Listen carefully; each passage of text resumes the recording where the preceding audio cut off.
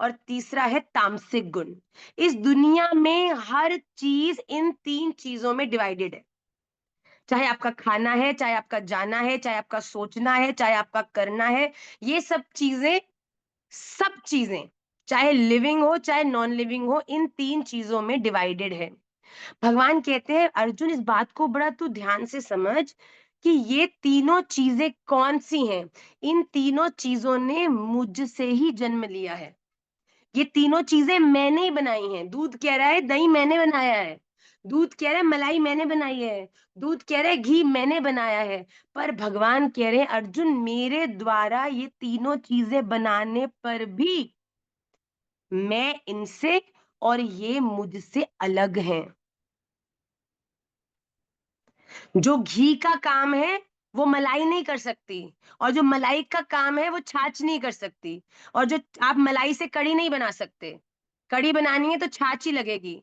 आप दही को दूध से रिप्लेस नहीं कर सकते। तो भगवान अर्जुन को यही बात कह रहे हैं कि अर्जुन तू ये बात स्पष्ट समझ ले कि ये प्रकृति के जितने भी गुण हैं वो इन तीन चीजों में डिवाइडेड हैं, और आपके द्वारा किया हुआ काम इन तीनों गुणों का विचार करते हुए आपको संसार में बांधेगा ही बांधेगा। How complicated, right? मतलब कमाल कर रहे हो, पूरी दुनिया इन तीन चीजों में डिवाइडेड है, और इन तीन चीजों का विचार करके अगर तुम काम करोगे तो पक्का कर्म बंधन में बंध के दोबारा जन्म लोगे। तो भैया जाएं तो कहाँ जाएं? सात्विक नहीं होना, राजसिक नहीं होना, तामसिक नहीं होना, तो होना क्या है? तो भगवान तीसरे श्लोक में आज की क्लास के कहते हैं, बड़े ध्यान से देखिएगा, इतनी क्लैरिटी आपको आपकी लाइफ में हो जाएगी, कहीं जीवन में उलझोगे नहीं बच्चों। त्रिभिर्गुणमयिर्भावैर् एभिः सर्वम् इदं जगत् मोहितं नाभिजानाति मामेभ्य परमव्ययम्। त्रिभिः गुणमयि भावैः एभिः सर्वम् इदं जगत् मोहितं न अभिजानाति माम एभ्य परम अव्ययम्।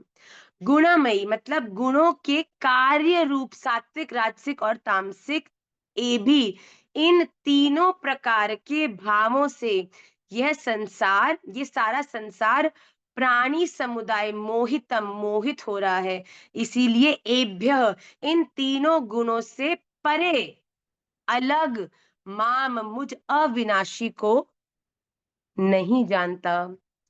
इट इज वेरी इंपॉर्टेंट कि अगर आप भगवान को जानना चाहते हो, अगर आप भगवान को एक्सपीरियंस करना चाहते हो, भगवान तक पहुंचना चाहते हो, आपको इन तीनों ही गुणों का परित्याग करना पड़ेगा। भगवान कहते हैं जो व्यक्ति अपने हित का विचार करके, अपनी गति का विचार करके इन तीन गुणों में मेडिटेट करता है, इन तीन अपनी लाइफ में हर चीज को इन तीन चीजों के माध्यम से उसके उसका नियंत्रण करता है, भगवान कहते हैं वो व्यक्ति मुझे कभी नहीं जान सकता। क्योंकि कहीं ना कहीं कोई चीज जो आपको सात्विक है, अगर उसमें राजसिक गुण है तो फिर से आपका पतन हो जाएगा। और अगर आप स्ट्रिक्टली भी सात्विक रूप से अपने जीवन में चलते हो तो सात्विक चीजें करने से क्या होगा? आपको पुण्य मिलेगा, पुण्य मिलेगा। और जब पुण्य मिलेगा तो पुण्य के फलस्वरूप क्या मिलेगा? स्वर्ग मिलेगा। और जब स्वर्ग मिलेगा तो स्वर्ग में आप केवल तब तक ही रह सकते हो जब तक आपके द्वारा सात्विक चीजें किए होने के कारण पुण्य का बैलेंस है।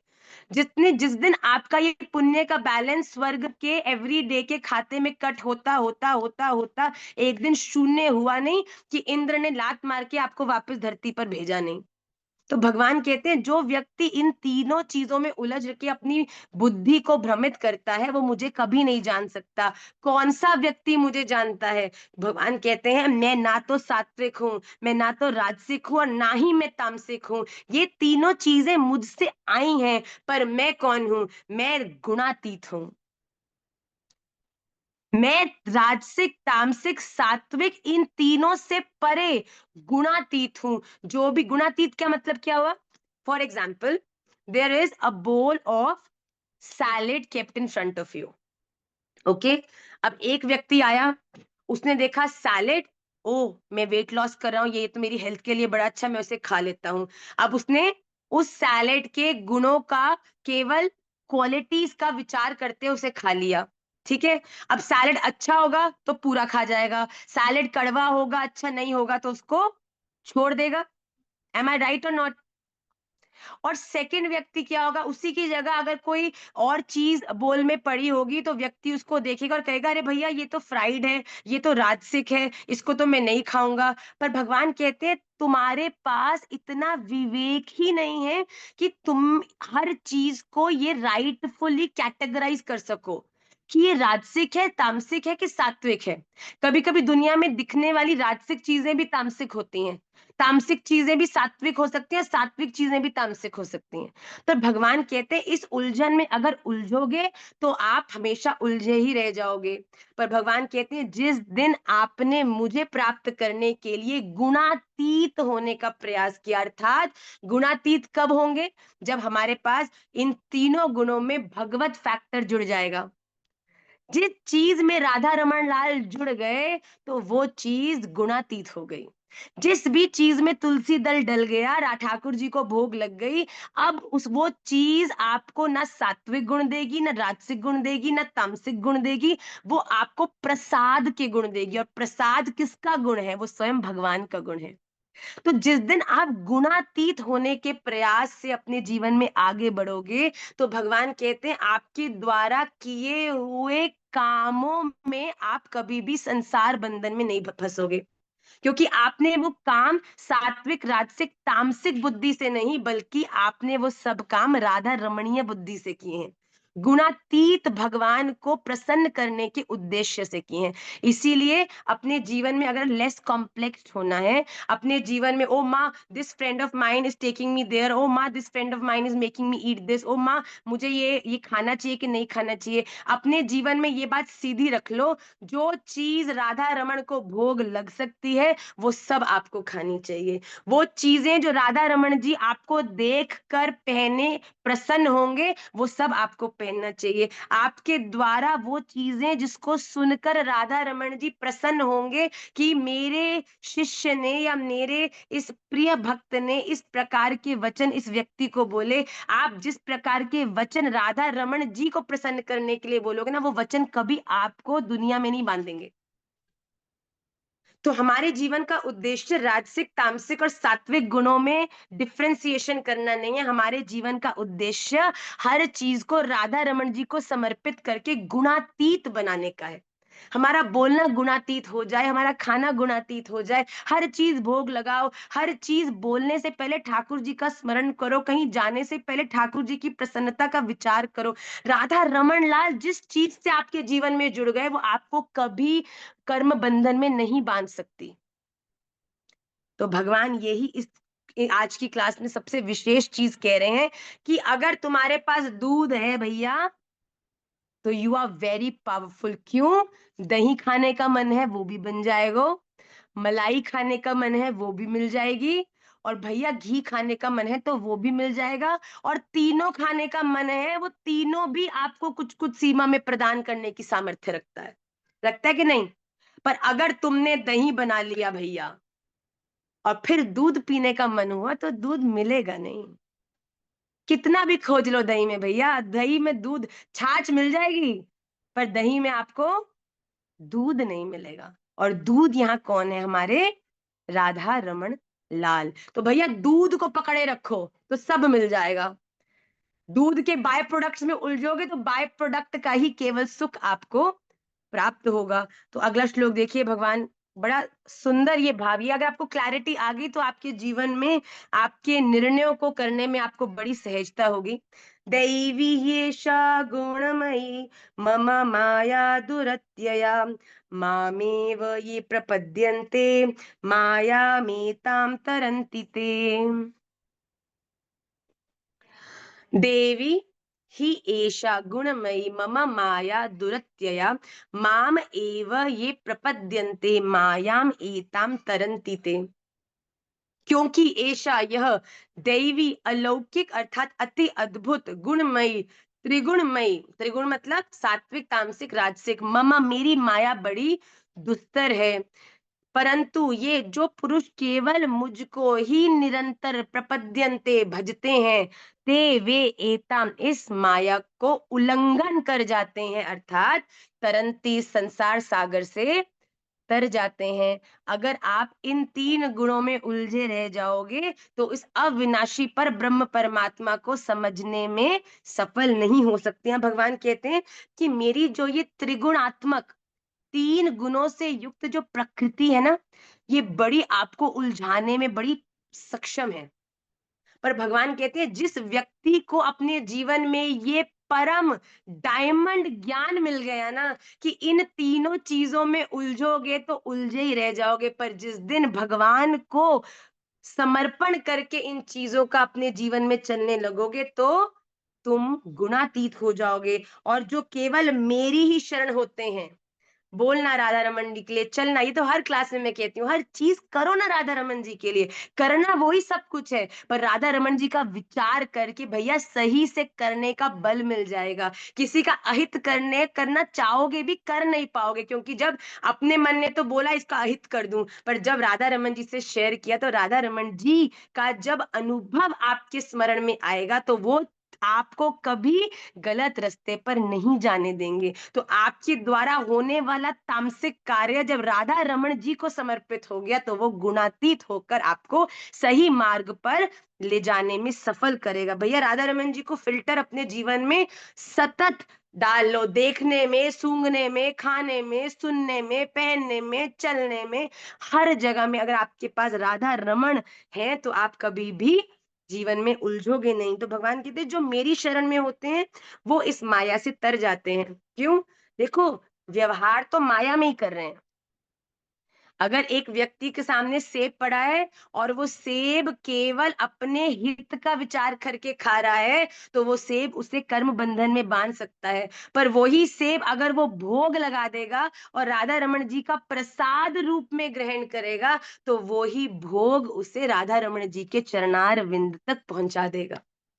तो ये बात बड़ी समझने की है, इसको गांठ बांध के आप लोग समझ लीजिए। और आज की क्लास का लास्ट श्लोक भगवत गीता का आप सबकी स्क्रीन पर रिफ्लेक्ट करेगा। न माम दुष्कृतिनो मूढ़ा प्रपद्यन्ते नराधमा माययापहृत ज्ञाना आसुरं भावमाश्रिताः। न माम दुष्कृतिनः मूढ़ा प्रपद्यन्ते नराधमाः मायया अपहृत ज्ञानः आसुरं भावम आश्रितः। मायया, माया के द्वारा अपहृत ज्ञानः, जिनका ज्ञान हरा जा चुका है, आसुरम भवम, आसुर स्वभाव मतलब असुर स्वभाव को आश्रित धारण किए हुए, नराधम मनुष्य में नीच दूषित कर्म करने वाले मूढ़ लोग माम मुझको नहीं भजते। देखिए भगवान यहाँ क्या कह रहे हैं, वो व्यक्ति जो इस दुनिया में हर चीज मुझे समर्पित करके आगे बढ़ने के गुण को नहीं जानते, मेरी माया इतनी प्रबल है, इतनी स्ट्रांग है कि उनके जीवन के संपूर्ण ज्ञान को हर लेती है। वो जीवन में सही निर्णय लेने में सफल नहीं होते क्योंकि माया उनको सात्विक राजसिक तामसिक में ऐसा उलझा देती है, ऐसा उलझा देती है कि वो सही रास्ते पर चलने में भ्रमित हो जाते हैं, कंफ्यूज हो जाते हैं। वे आसुर भाव का आश्रय लेने वाले, एक कंफ्यूज्ड व्यक्ति, एक अस्थिर व्यक्ति, एक अशांत व्यक्ति कभी भी अपने जीवन में राइट डिसीजंस लेने में सफल नहीं होता। आप एक मार्केट में जाओ और एक दुकान के भीतर घुसो और आपको एक गाउन खरीदना है, और घुसते ही अगर आपको डमी पे लगा हुआ वो एक गाउन देखकर आपको लगा हाँ भैया बस ये ही मुझे चाहिए था, तो आपके जीवन की सारी समस्या हल। पर वही अगर आपको पता नहीं है क्या कलर लेना है, क्या लुक लेनी है, क्या लेना है, समझ नहीं है, बस गाउन लेना है, और दुकान के भीतर घुसे और हजार प्रकार के गाउन वहां लटके हुए हैं, भैया तुम्हारा तो माथा खराब हो जाएगा। कौन सा लूं? मम्मी को फोन करोगे, फ्रेंड को फोन करोगे, भाई ये बता, ये पहन के दिखा, वो पहन के दिखा, फिर भी एंड में समझ नहीं आएगा कि लेना कौन सा है। होता है कि नहीं होता है? होता है ना, जितनी वैरायटी उतनी कंफ्यूजन, जितनी एकाग्रता उतनी क्लैरिटी। किसी ने आपको एक गिफ्ट दिया, वो साड़ी आपकी हुई, आपको पता है ये साड़ी मेरी, अब कोई आपको दुकान पे ले गया, बोला भाई तू चूज कर ले भैया, हजारों साड़ियों में माथा ही खराब रह जाएगा, तू ही दिला दे भैया जो लेके आनी से, ये कंफ्यूजन को तू छोड़ दे, तू ले आया कर अपनी तरफ से। होता है कि नहीं होता है? तो भगवान भी ये कह रहे हैं कि मेरी जो माया है ना, वो इतनी इतनी ज्यादा चंचल है कि ये आपको भ्रमित करके सदा कंफ्यूज रखेगी, जिसके कारण आप जीवन में आसुरी वृत्ति अर्थात नॉन डिसाइसिवनेस, अग्रेशन, ईर्ष्या, लोभ, इन चीजों में उलझ कर आप पाप करोगे और दूर दूर तक मेरे चरणाश्रित नहीं हो पाओगे, मेरी शरण में नहीं आ पाओगे। मायया पहृत ज्ञान आसुरम भावमाश्रितः।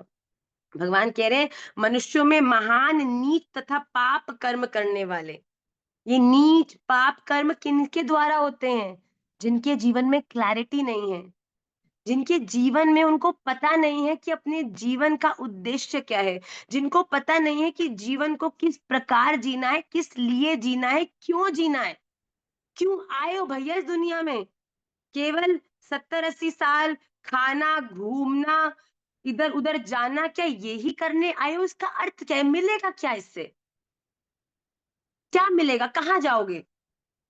पर जिस दिन एक व्यक्ति को इस परम सत्य से परिचय हो जाता है कि ये भैया वेरी लिमिटेड ब्लेस्ड अपॉर्चुनिटी मुझे मिली है इस संसार के इस विषय सर्कल को तोड़कर एक परम शांत, परम आनंदमय स्थान पर जाने की, फिर व्यक्ति करता है प्रयास अपने जीवन को सुंदर बनाने का। तो भगवान कहते हैं कि जो व्यक्ति गुणातीत मेरे इस स्वरूप से अपरिचित है, वो बार बार इन त्रिगुण में उलझ कर पाप करता है, और पाप करता हुआ व्यक्ति मुझ तक नहीं बल्कि इस मृत्यु लोक में ही बार बार लौट कर आता है। तो हमें अपने जीवन में ये बात सदा ध्यान रखनी है that whatever we are doing, it has to be completely monitored under the guidance of Sri Radharaman Lal.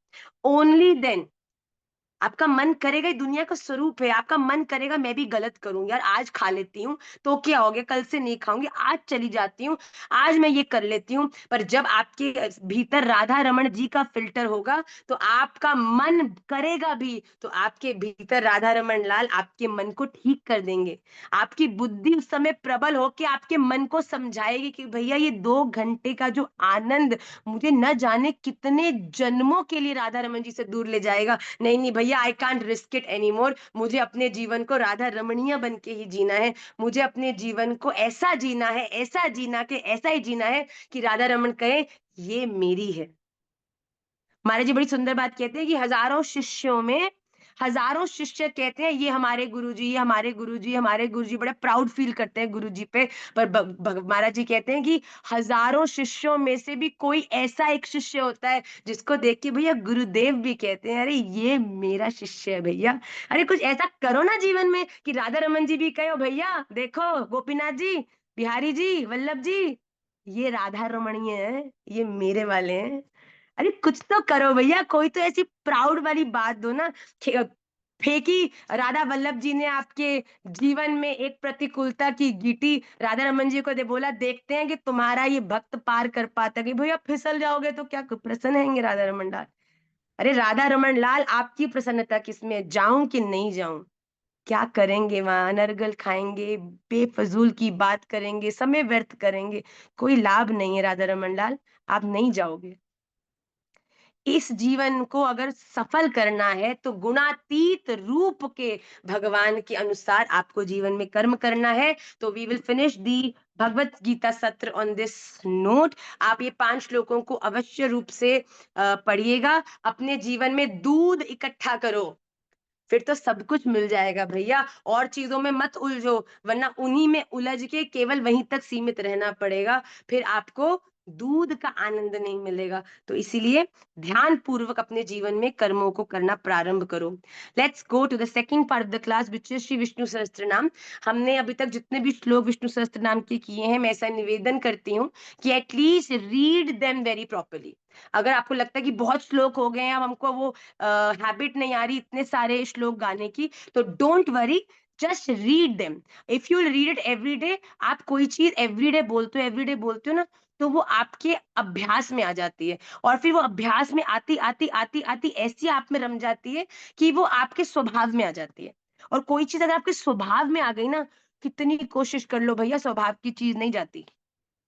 अगर किसी का स्वभाव है ना कोई पर्टिकुलर जेस्चर करने का, किसी का स्वभाव है कोई, जैसे कई लोगों का शुरू में, जो मैंने एक एग्जांपल शायद संडे क्लास में दिया था, कि अगर किसी का अभ्यास है सुबह उठ के रोज नींबू पानी पीने का, मैया शुरू शुरू में तो जबरदस्ती पिलाती थी कि जिससे बच्चे का पेट साफ हो जाए, पर एक बार अभ्यास करते करते मैया के द्वारा बच्चे के जीवन में अभ्यास इतना स्ट्रांग हो जाता है, बलशाली हो जाता है कि अब वो उसका स्वभाव बन जाता है। अगर भैया अब सुबह तुम्हें नींबू पानी नहीं मिलेगा तो तुम्हारे लिए फ्रेश होना बड़ा मुश्किल है।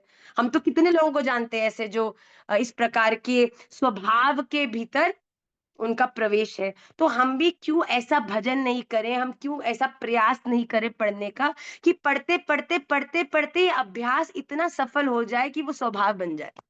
अपने आप ही कहीं भी बैठे हो, अपने आप मन में चल रहा है, विश्वम विष्णुर्वषट्कारो भूत भव्य भवत्प्रभु भूतकृत भूत भावो भूतात्मा भूत भावना, एक दल डाला, भूतात्मा परमात्मा च मुक्ता नाम। अरे तुम्हें जरूरत है मंदिर की, तुम्हें जरूरत है तुलसी दल की, तुम्हें जरूरत है एक पर्टिकुलर एटमोस्फेयर की, जहां मन किया कैसे गाड़ी में बैठे हो, स्कूटर पे बैठे हो, कहीं जा रहे हो, कहीं आ रहे हो, पार्टी में बैठे हो, मंदिर में बैठे हो, आंख बंद करी, राधा रमन जी के चरणार विंद का ध्यान किया, मन के हाथ में तुलसी दल लिया, और विश्वम विष्णु षटकारो भूत भव्य भवत्रो भूतकृत भूत भृद्भावो भूतात्मा भूत भावना, एक दल मन से अर्पित किया।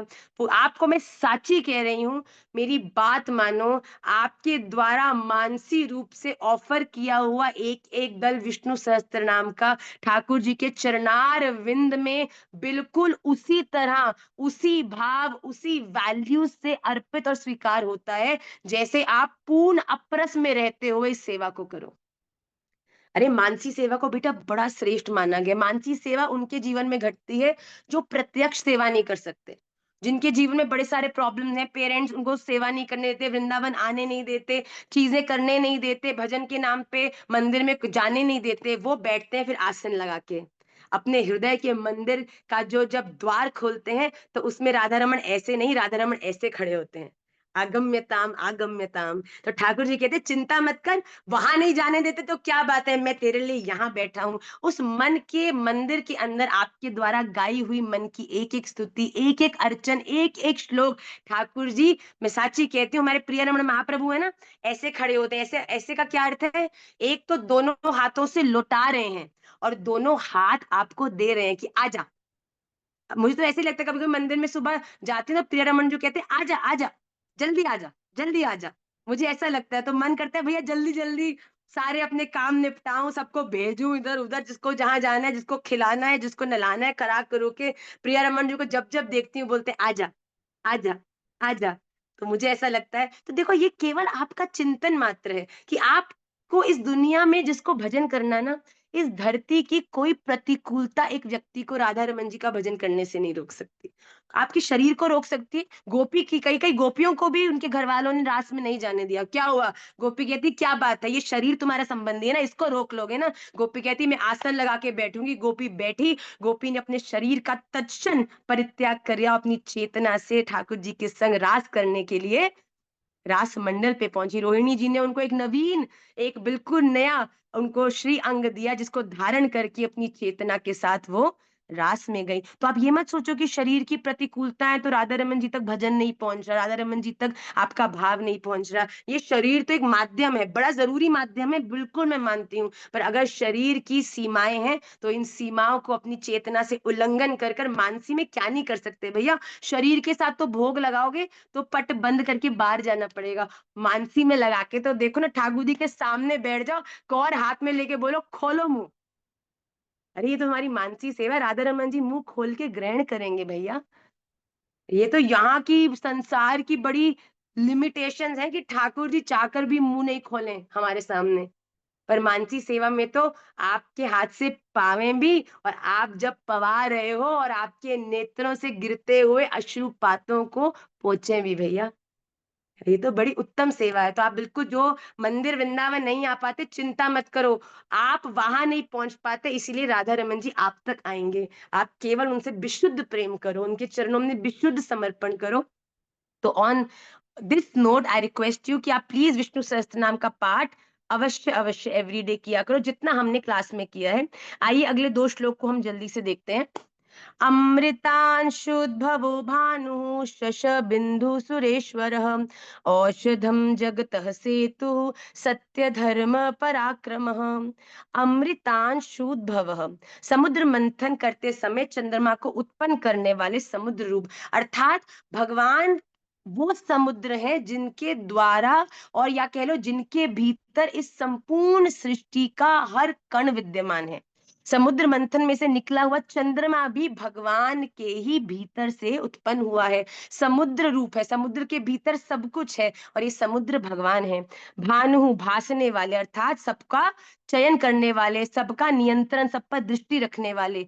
शशबिंदु, खरगोश के समान चिन्ह वाले चंद्रमा की तरह संपूर्ण प्रजा का पोषण करने वाले, अर्थात श्वेत, बिल्कुल सफेद और चंद्रमा की तरह सबका ध्यान रखने वाले, सबके जीवन में प्रकाश देने वाले।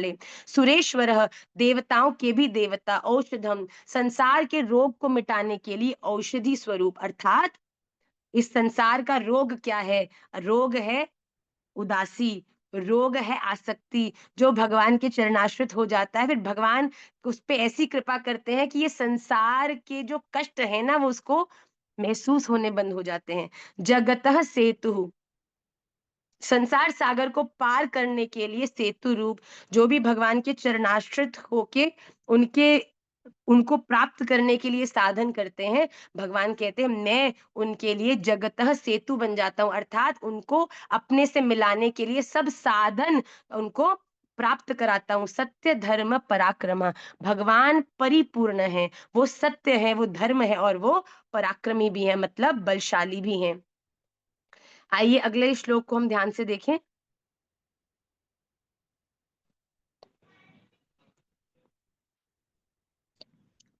भूतभव्य भवन्नाथ पवनः पावनो नलः कामः कामकृत्कान्तः कामः काम प्रदः प्रभु।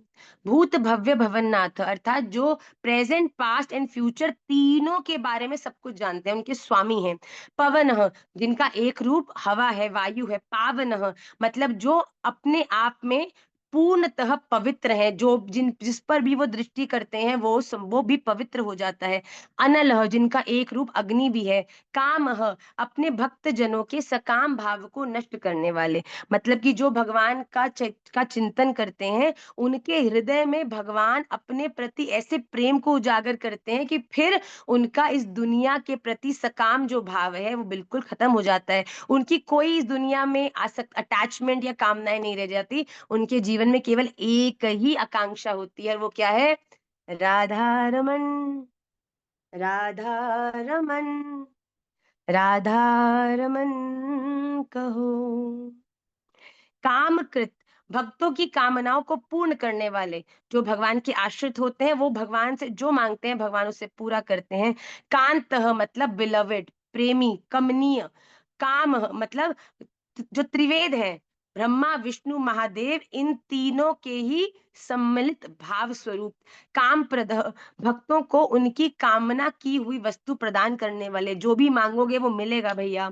प्रभु, सर्वोत्कृष्ट, सर्व सामर्थ्यवान स्वामी, सबसे उत्कृष्ट मतलब सबसे ज्यादा श्रेष्ठ और सबसे ज्यादा सामर्थ्यवान। ऐसी कोई चीज नहीं है जो राधा रमन जी आपको नहीं दे सकते, ऐसी कोई वस्तु नहीं है जिसको राधा रमन लाल आपको नहीं प्रदान कर सकते। तो हम ये 2 जो श्लोक हैं, इनका जो उच्चारण जो है उसे शुद्ध करके याद करने का प्रयास करें। आइए जल्दी से मैं आज के सूत्र भाग में प्रवेश करती हूँ। आज का सूत्र बड़ा सुंदर है, इसे बड़े ध्यान से सुनिएगा। एक बार एक भक्त जो ठाकुर जी की बड़ी सुंदर सेवा करता था, एक बार उसके मन में ऐसी प्रेरणा हुई कि मेरे ठाकुर जी वृंदावन जाना चाहते हैं। तो उसने ट्रेन की टिकट बुक करी और वृंदावन के लिए ट्रेन में बैठ के निकल गया। अब जब ट्रेन में जा रहा था, जिस बोगी में वो बैठा था, उस बोगी में वृंदावन ही जाने वाले बड़े और साधु संत भी थे। तो जब सब साधु संत वैष्णव इकट्ठे होते हैं तो भगवत चर्चा होती है। तो भगवान की चर्चा करते करते कीर्तन प्रारंभ हो गया। और क्योंकि उनके जो लड्डू गोपाल जी थे वो उनकी गोदी में थे, उनको लगा कीर्तन करते कहीं वो गिर नहीं जाए, तो उस वैष्णव ने अपने ठाकुर जी को उठाकर ऊपर वाले बर्थ पर ऊपर वाली सीट पर विराजमान कर दिया और खूब आनंद से कीर्तन करने लगा। कुछ समय के बाद वहां पर एक व्यक्ति और आया और उस व्यक्ति ने बताया कि इस प्रकार से मैं एक साधु हूँ, मैं वृंदावन से 10 किलोमीटर पहले रहता हूँ और वहां पर मेरी एक कुटिया है, मेरी कुटिया में बड़े सुंदर ठाकुर हैं। तो आप सब ऐसा करो कि आप सब वृंदावन जाने से पहले मेरे संग मेरी कुटिया का दर्शन करते हुए आप दर्शन करते हुए फिर मैं आपको अगली ट्रेन में चढ़ा दूंगा और आप वृंदावन चले जाना। तो वो इतना सुंदर विशुद्ध वैष्णव भक्त साधु था। तो सभी ने सोचा कि बहुत अच्छी बात है, इसका आश्रम देखना चाहिए, साधु मतलब इनकी ठाकुर जी का दर्शन करना चाहिए। तो जैसे ही ट्रेन कुछ स्टेशन पहले रुकी, तो वैसे ही वो जो सब लोग थे उस बोगी के सब उतर के उस साधु के पीछे पीछे जाने लगे। वो वैष्णव भी उतर गया और साधु के साथ चलने लगा। जैसे ही साधु के घर वहां पहुंचा, तो वहां पर सब लोग कीर्तन करने लगे, हरि कथा होने लगी, 5-6 घंटा निकल गए। अब संध्या की बेला आई और समय आया भोग लगाने का। तो उसके मन में ध्यान आया कि मुझे जिनको भोग लगाना है वो कहाँ है। उसकी आश्चर्य की सीमा नहीं रही, रोने लगा जोर जोर से कि मेरे ठाकुर जी तो ट्रेन में ही रह गए। मैं कीर्तन के आनंद में ऐसा मैं खो गया कि भूल ही गया कि मेरे लड्डू गोपाल जी को मुझे ट्रेन से लाना है। जोर जोर से रुदन करने लगा, बाकी साधु इकट्ठे हुए। देखो हमारे जीवन में भी ना हमें बस ऐसे ही करना है, ठाकुर जी को ट्रेन में नहीं छोड़ना। भैया बात सुनो पहले, हमें क्या करना है, हमको अपने जीवन में ऐसे नियमों में अपने आप को बांधना है जिससे कि अगर हम इस संसार में मस्त भी हो जाएं, फिर भी समय समय पर हमारे द्वारा अभ्यास में उतरे हुए नियम हमें राधा रमन जी तक बार बार हमारी चेतना को खींच कर ले जाएं। वो व्यक्ति को खाने से पहले पता है कि ढक भोग लगाना ही है और भोग लगाना है तो ठाकुर जी को लगाना है, ठाकुर जी नहीं है, यहीं से तो उसको आभास हुआ। हमारे जीवन में से भी राधा रमन जी कभी नहीं जाएंगे अगर हम अपने जीवन में उनके प्रति अपनी सेवाओं को प्रारंभ करेंगे। कई लोग कहते हैं ना कि संध्या में यहाँ चलो, फ्रेंड्स कहते हैं भैया, तो कोई वैष्णव भक्त होता है तो कहते हैं अच्छा ठीक है, मैं मार्केट चलने को तैयार हूँ पर मुझे 7 बजे से पहले पहले घर आना है। वो बोलते हैं भैया क्यों आना है, बोल मेरे ठाकुर जी की संध्या आरती कौन करेगा, भाई सुबह मुझे 6 बजे उठना है, क्यों उठना है भाई, मेरे ठाकुर जी का भोग कौन बनाएगा। ठीक है, अपने आप को ठाकुर जी की सेवाओं में ऐसे आप अपने आप को व्यस्त करो कि संसार में जाओ पर आपके अभ्यास पूर्वक ठाकुर जी अपने आप आपको बार बार अपनी तरफ खींचे। तो उस व्यक्ति को जैसे आभास हो वो जोर जोर से रोने लगा। अब वो जो एक साधु जिसका वो आश्रम था, कहता है भैया तू चिंता मत कर, ये ट्रेन स्टेशन का जो मास्टर है ना वो मुझे जानता है, मेरा मित्र है, मैं जल्दी से जाके उससे बात करता हूँ, ट्रेन जहां कहीं भी होगी किसी प्रकार से प्रयास करेंगे कि जो ठाकुर जी हैं वो मिल जाएं।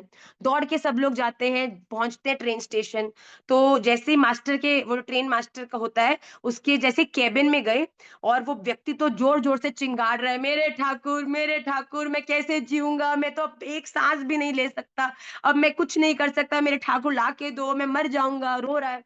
तो उस साधु ने बड़े विनम्रता से स्टेशन मास्टर को कहा कि भैया हम लोग ना एक ट्रेन से आए थे जो अजमेर जा रही थी, रास्ते में वृंदावन था, वहां उतारने वाली थी, पर किसी कारणवश हम लोग जल्दी जल्दी में उतर गए और मेरे इस मित्र का एक बड़ी जरूरी चीज उस ट्रेन में रह गई है। तो उस व्यक्ति ने बोला कौन सी ट्रेन है भैया, तो उसने ट्रेन का नंबर बताया। तो स्टेशन मास्टर कहता ओहो ये ट्रेन। तो उस व्यक्ति ने कहा, साधु ने कहा हाँ जी यही ट्रेन। कहते भैया ये ट्रेन तो कहीं नहीं गई है, सवेरे से इस ट्रेन में न जाने क्या खोट आ गया है, हमने सब जहान के इंजीनियर बुला लिए, समझ नहीं आ रहा है इस मरी ट्रेन में क्या डिफॉल्ट आ गया है। आप चिंता मत करो, ये ट्रेन सुबह जहां खड़ी थी वहीं ही खड़ी है, आप चले जाओ देख लो, ये ट्रेन कहीं नहीं गई। वो सुनते ही वो जो व्यक्ति था वो उसके आनंद की सीमा नहीं रही, दौड़ के अपनी बोगी में गया। बोगी में जैसे ही ऊपर जाके देखा तो लड्डू गोपाल जी वहीं बैठे प्रतीक्षा कर रहे थे कि कब आएगो। और जैसे ही उसने ठाकुर जी को, मतलब मैं तो ये सोचती हूँ कि जिनके पास ठाकुर सेवा है और जो इस सिचुएशन से रिलेट कर सकते हैं, oh my god, there is nothing more disastrous to experience in your life than experiencing this particular situation. तो वो ठाकुर जी को उठाया, उठाते ही आलिंगन किया, उसके आनंद में कुछ संबल आया और बड़े कॉन्फिडेंस से नीचे उतरा और कहने स्टेशन मास्टर के पास जाके कहने का, स्टेशन मास्टर जी आप चिंता मत करो, अब मैं निश्चित कहता हूँ आप प्रयास करो, अब ये ट्रेन चलेगी। स्टेशन मास्टर कहता बड़ा आया 30 मार खान, यहाँ सवेरे से यहाँ एक इंजीनियर आके मर रहे हैं, वो ट्रेन नहीं चला पा रहे। ये भाई साहब जी भविष्यवाणी कर रहे हैं कि चल जाएगी। उसको मूर्ख साबित करने के लिए प्रयास कराया और आप सबको जानकर बड़ा आनंद होगा कि प्रयास सफल रहा भैया। ट्रेन चल गई और ट्रेन छुक छुक छुक करके आगे चलने लगी। स्टेशन मास्टर भी रुदन करने लगा, सब साधु संत भी रुदन करने लगे। अरे भैया, राधा रमन जी को एक बार पकड़ो तो सही। तुम एक बार पकड़ोगे, वो तुम्हें कभी छोड़ेंगे नहीं भैया। आपको पता है जीवन में मिरेकल्स भी किनके संग होते हैं? भगवान अपना अनुभव भी किनको देते हैं? भगवान हर एक को अपना अनुभव नहीं देते, हर एक के साथ लीला नहीं करते। भगवान हर एक को अपनी प्रेजेंस का अनुभव नहीं कराते। भगवान उसी को ये यथा माम प्रपद्यन्ते, जो जानता है मेरे प्रिय रमन जो मेरे बिना रह ही नहीं सकते, मैं अपने प्रिय रमन जो के बिना रह ही नहीं सकती। मेरे राधा रमन लाल ही सर्वोपरि है, सब में हर कार्य का उद्देश्य है। जिस दिन आपके मन में ऐसी भाव आती है ना, ठाकुर जी आपके संग लीला प्रारंभ करते हैं। तो अगर आप अपने जीवन में ठाकुर जी को एक्सपीरियंस करना चाहते हो, उनका प्रेम चाहते हो, तो सबसे पहले स्वयं उनसे प्रेम लड़ाओ तो सही। आई लव यू टू सुनना है। कोई संकोची लड़की है, लाइक भी करती होगी, पर जब तक तुम अप्रोच नहीं करोगे, इतनी थोड़ी कोई, चलो आजकल की तो चलो फिर भी कर ही देती हैं, पर अगर भाव की दृष्टि से देखो कि संकोची कोई लड़की हो, लाइक भी करती हो, पर तब तक नहीं बोलेगी जब तक अप्रोच नहीं करेगा। और जब अप्रोच करके आई लव यू बोला तो तुरंत बोल देगी आई लव यू टू। बोलेगी कि नहीं बोलेगी? राधा रमन जी तो बोलने के लिए तत्पर है। देखो राधा रमन जी का ये गुण है एक, प्रेम तो वो अनंत करते हैं, पर वो प्रेम का जो प्रकाश है आपके जीवन में तभी देते हैं जब आप उनसे प्रेम को व्यक्त करते हो। राधा रमन जी के प्रति आपने अपने उस प्रेम को व्यक्त किया तो ठाकुर जी तो अंबार लगा देते हैं भैया। तो उसी के संग यही हुआ कि उसने, जैसे उसको पता था उसके ठाकुर के प्रति उसकी जो सेवा थी, ठाकुर ने ट्रेन रोक डाली भैया। तो क्या आपके राधा रमन लाल आपकी सेवा से प्रसन्न होके क्या आपको दर्शन प्रेम आलिंगन नहीं करेंगे? तुमने जिस दिन सोच लिया ना कि राधा रमन लाल मुझे आपका आलिंगन चाहिए ही चाहिए, मैं आपको साची कहती हूँ, एक ना एक दिन आएगा जब वो आपको आलिंगन करेंगे ही करेंगे। मांग के तो देखो। अरे भैया, जब राजा के घर जाते हो ना, तो भिखारी भी स्टैंडर्ड बड़ा करके बड़ी चीज मांग सकता है। क्यों? क्योंकि राजा के पास ताकत है कि दे सकता है भैया। तो अपनी छोटी मोटी चीजों में मत उलझो, राधा रमन जी से दिल खोल के प्रेम करो भैया। क्योंकि प्रेम ही एकमात्र वो द्वार है जो राधा रमन जी के हृदय तक आपको ले जा सकता है। तो हम अपने जीवन में इस बात का सदा ध्यान रखें। ठाकुर जी आपके संग बिल्कुल वैसा प्रेम करेंगे, वैसा आपके संग व्यवहार करेंगे, पर बहुत अनंत कोटि स्तर बढ़ाकर करेंगे, जैसा आप उनके संग करते हो। आपको तो कोशिश करनी है, आपको तो केवल प्रयास करना है, वो बाकी सब तो ठाकुर जी करने वाले हैं। पर वो प्रयास आपकी तरफ से आना बड़ा अनिवार्य है। वो आई लव यू आपके द्वारा बोलना बड़ा अनिवार्य है। आपने बोल दिया, प्रयास कर लिया, नियम कर लिए, भजन कर लिया, गुरुदेव के चरणाश्रित होकर सही रास्ते पर चल दिए, तो वो दिन दूर नहीं जब राधा रमन जी भी क्या बोलेंगे, आई लव यू टू। कुछ बच्चे मुझे क्लास में मैसेज करते हैं, आई लव यू टू बोलो ना। मुझे नहीं पता, मुझे लगता है क्लास में ही है वो बच्चे भी, दिख रहे हैं मुझे दो तीन तो। पर जब आई लव यू टू बोलते हैं माँ, ये हमने स्क्रीनशॉट करके रख लिया है। तो ये आई लव यू टू बोलने के लिए पहले भैया आई लव यू तो सुनना पड़ेगा ना। तो हम भी अपने जीवन में राधा रमन जी को आई लव यू बोलते चलें और उस दिन की प्रतीक्षा करें जिस दिन राधा रमन जी भी प्रत्यक्ष अपने उस प्रेम का हमें प्रकाश करेंगे। On this note, we'll end today's class. Please, I will see you all next Tuesday with the next two shlokas of Shri Vishnu Sahasranam. प्रयास करके अगर आप लोग 9 नवंबर को गोवर्धन जी आ सकते हो तो प्लीज आइएगा। आपके जीवन की एक ऐसी अलौकिक भाव प्रस्तुति का दर्शन आपको होगा जो मुझे लगता है इस शरीर को धारण करने के लिए, जैसे भगवान ने अर्जुन को अपने रूप को दिखाने के लिए दिव्य दृष्टि दी थी ना, वैसे ही भगवान के पार्षद प्रत्यक्ष इस भूमि पर उतरकर अपने उस प्रचार का, अपनी उस महिमा का, अपने उस प्रयास का प्रचार करके आप सबको प्रेरित करते हैं इन भाव प्रस्तुतियों के माध्यम से। तो आप चूकिएगा नहीं। क्यों? क्योंकि उस दिन आने वाले हैं मेरे गौरहरी, उस दिन आने वाले हैं नित्यानंद प्रभु जी। दिखने में आपको कैरेक्टर्स लगेंगे, मैं आपको साची बोल रही हूँ, 5 साल का एक्सपीरियंस है एवरी ईयर भाव प्रस्तुति में। बच्चे चढ़ने वक्त होते कुछ और हैं। जब उनके द्वार पर आया तो मैं बंदा कुछ और था, पर तेरी दहली छूते बंदा ही मैं कुछ और हो गया। तो वो अंदर आते ही वो तुम नहीं रह जाते भैया, वो आ जाते हैं तुम में। तो अगर आप जानवर माता से मिलना चाहते हैं, अगर आप गौर हरि नित्यानंद प्रभु का आनंद देखना चाहते हैं, तो प्रयास करके 9 नवंबर को गोवर्धन जी आइएगा। हम कोशिश करेंगे कि लाइव भी हो, जिसकी संभावना कम है, क्योंकि देखो लड्डू की फोटो देखने में, लड्डू खाने में तो देखो अंतर तो है। देख के चाहे तुम कितने भी खुश हो जाओ, वाह टेस्टी ब्यूटीफुल, वाह वाह वाह क्या चाशनी चो रही है, पर जब वो मुंह में आता है ना, फिर तुम्हें ये सब बोलने की जरूरत नहीं पड़ती। क्यों? क्योंकि वो आनंद ही जब मैंने महाराज जी को गुजिया खिलाई, तो महाराज जी ने कुछ शब्द थोड़ी बोले। आपने फोटो में वीडियो में देखा ना। तो बस ये ही अंतर है गुजिया देखने में और गुजिया खाने में। ठीक है, तो अगर आपको गुजिया खानी है, अगर आपको आनंदित होना है, तो प्लीज आप सब लोग प्रयास करके वहां आइएगा। ऑल्सो आप में से अगर कोई लोग, हम लोग कुछ सेवाओं का विस्तार कर रहे हैं, तो अगर आप में से किसी की एक्सपर्टीज है कुछ महाराज जी की सेवाओं को भी लेकर और पाठशाला की भी सेवाओं को लेकर, अगर आप में से किसी की एडिटिंग में एक्सपर्टीज है, अगर आपकी किसी और चीज में जिससे प्रचार हम कर सकते हैं उसमें एक्सपर्टीज है, तो प्लीज हमको आप कनेक्ट करिए। हो सकता है कि राधा रमन जी प्रसन्न होकर आपको प्रचार की कोई सेवा दे दें, क्योंकि इस समय हम लोग काफी बच्चों को ज्वाइन करा रहे हैं in the core team, so that वो भी कुछ एडिटिंग करके और कुछ रील्स को करके कुछ प्रचार करके, बहुत से बच्चे तो मैं देख रही हूँ जो ऑलरेडी इन्वॉल्व है हमारी प्रचार टीम्स के साथ। पर this mission has to be really big. हमको ऐसा प्रयास करना है कि इस धरती पर एक कीट भी ना बचे जो हरि नाम से वंचित हो जाए। This is the mission that Shriman Chaitanya Mahaprabhu ji has blessed us with. तो हम इसको बिल्कुल जो एनिमेशन बना सकते हैं, please connect with me, please. हमको अपने सूत्रों को एनिमेटेड करना है, जिससे कि हम ना केवल क्लास तक रिस्ट्रिक्ट होकर, बल्कि यूट्यूब के माध्यम से भी हम बच्चों को भी इन सूत्रों की वैल्यूएबल एडवाइस को दे सकें। प्लीज आप हमको मैसेज करिए कि आप ये क्या करते हैं, किसमें आपकी एक्सपर्टीज है, कुछ अपना कार्य भेजें, जिससे कि हम ये डिसाइड कर पाए कि आप किस क्षेत्र में हमसे जुड़ सकते हैं।